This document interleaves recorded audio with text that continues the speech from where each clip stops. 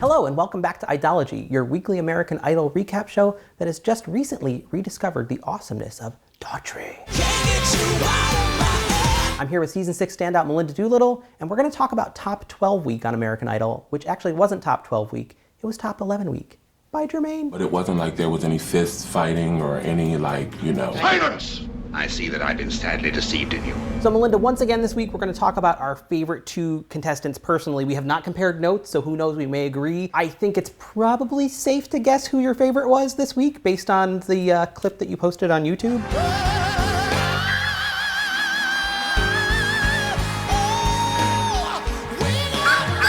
Well, what had happened was every nuance, everything he did when he took that jacket off. I took my jacket off and I wasn't wearing one. Yeah. You know, I had to throw something down. The best thing I've ever seen on American Idol. I don't think I'm quite willing to agree with J-Lo on that, but I might put it in the top 10. I was thinking that, but then I started thinking, what other performance would I put above that? We have to investigate. Come on, Dr. Watson, let's go places. I find it hard to tell you, 'cause I find it hard to take. Mad World, Heartless. You need to watch the way you're talking to me, you know. Summertime, Benny and the Jets. Oh, okay, forget it. Once you get to that level, Billie Jean, a lot of stuff that you can scramble in there for top of all time.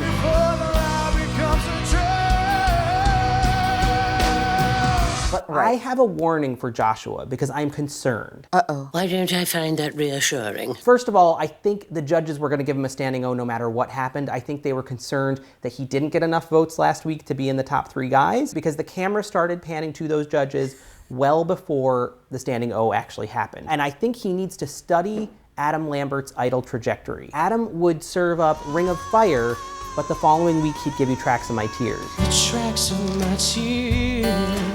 It's an intense kind of performance, but he needs to make sure that he varies it because he will get in serious trouble very quickly if he doesn't. By a nose, I would put Skyler as my second favorite for the week. Possibly just because she overruled Jimmy. How about All I Want to Do by Cheryl Crow? Faith Hill, Piece of My Heart. Jimmy Say What? Like, that is not a Faith Hill song. That's a Janis Joplin song. Skyler stuck to her guns. I thought it brought out the blues in her voice, and she is a blues singer, not just a country singer. So come on, let's finish. What's the story with me? Yeah. The idea that J-Lo is gonna weigh in on Bonnie Raitt's songwriting skills just, it was a jaw dropper for me. I didn't love that the song didn't have more of a chorus for me. Jennifer Lopez's most recent hit, some of the lyrics go, if you go hard, you gotta get on the floor. If you're a party freak, then step on the floor. If you're an animal, then tear up the floor. Break a sweat on the floor. Yeah, we work on the floor. I rest my case. We're gonna slightly disagree on this. Skyler was not my favorite. I know, I'm sorry. We'll call her your Aaron Marcellus. Okay. I kind of wish that maybe she had changed up the song a little bit because I felt like it didn't have a ton of range for her. After hearing the possibilities of her range, I thought, I really want to hear more of that. I just tuned out for that whole part. Sorry, Melinda. While you're talking, I was just like, I had totally Skyler in my head. Who was your second favorite this week? I gotta give it to Elise. Really? I feel like she sang the living daylights out of Let's Stay Together. It's all right with me. I hate that I'm using this word, but she has this swag about her. When she sings, she just kind of lays into the beat, just a little bit behind it. Elise has that lazy afternoon quality. It's a relaxed way of singing. I loved the first half of Let's Stay Together when it was just her and the piano. I felt like the second half, she just tried maybe a little bit too hard. I want Elise to just relax through the whole thing. She has an innate ability to sort of bring those lyrics to life and to be the kind of person whose album you would want to download the minute it comes out. But I think she might be a little bit too worried about her position in the competition, and I think she just needs to remember she's the adult here. She knows who she is. She needs to be that person every week and be amazing. I thought it was really interesting this week that the judges, and especially Jimmy, seemed to try to bring this idea to life that It's turning into a real horse race.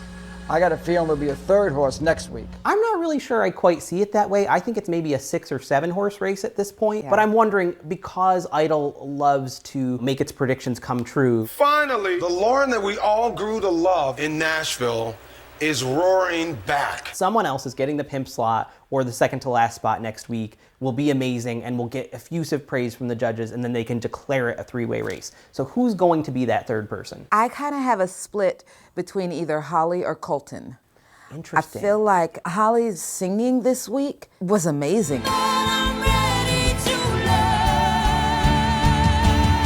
I know that the last note was a little bit shaky, but yeah, that's okay. The only thing that really distracted me was the dress. The dress was very like Miss Havisham collection. It was troubling. Besides the dress, she was still just a tad bit uptight. And I think maybe if she had the right song, if she did something just with some sort of groove and not, a diva ballad again, that she definitely stands a chance in being the third horse in the race. Otherwise, I have to say Colton, because he's nailing his performances. I was so elated that he picked something obscure, something that probably was not on Nigel's pre-approved 11 songs that he gave to the 10 contestants. He's just under the radar. It's kind of the David Cook, Jordan Sparks trajectory. Why you gotta bring Jordan into it? Touche. But it is that, people like to think so like, right, though. oh, she's improving week to week, or, oh, I discovered them before the rest of America did. I think it's the main reason that Jessica Sanchez got sort of destabilized this week by the judges. It lagged a little bit behind, so it lost a little bit of the energy. They feared that she would peak too soon. And so it was like, we're gonna pile on her a little bit more than necessary just to drive home the point that it's not just Jessica's season. I actually think it might have been because that wasn't a great song. I'm sorry. Okay, that's all.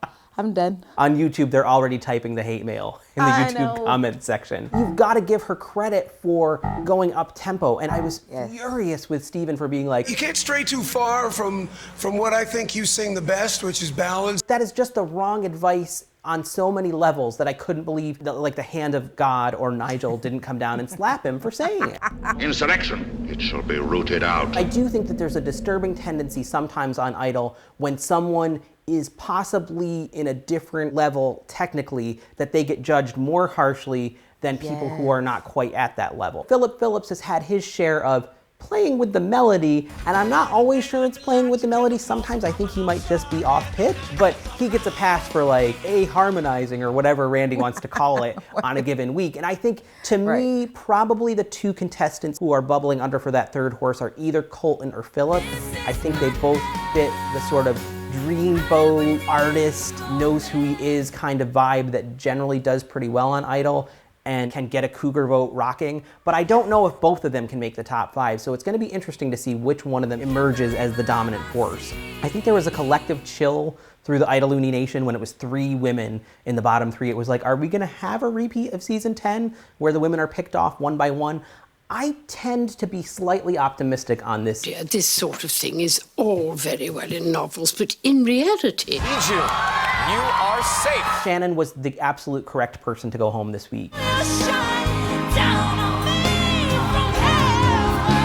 And I think Erika had problems this week. I think Erika is talented enough and the tone is amazing, but I thought her performance of Heaven had some serious problems. And I think, Jimmy was right. She sort of fell in the trap of over singing.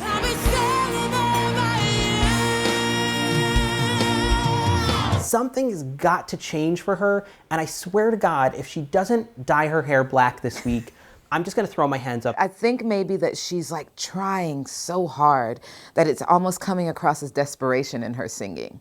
And she'll have to probably take a little advice from Elise's handbook. She can just kind of lay back just a little bit and not try so hard. I feel like that's kind of even taking her pitch places where it doesn't have to go, you know, because she's so talented and so solid, but it just wasn't showing this week. She could be the rock chick. I think she keeps talking about wanting to rock out. Get raucous, do a Born to Be Wild. Do something where the guitars are blasting and James Durbin explosions. There's no reason a woman can't do that. Just forget that there's voting for a minute. It doesn't matter. Like, if you're gonna go home 10th, you've already made the tour. If that's the best you think you can do, so what? Like, just throw it out there on the floor. Take your jacket off, throw it down. Let something explode behind you. That's my advice for Erika.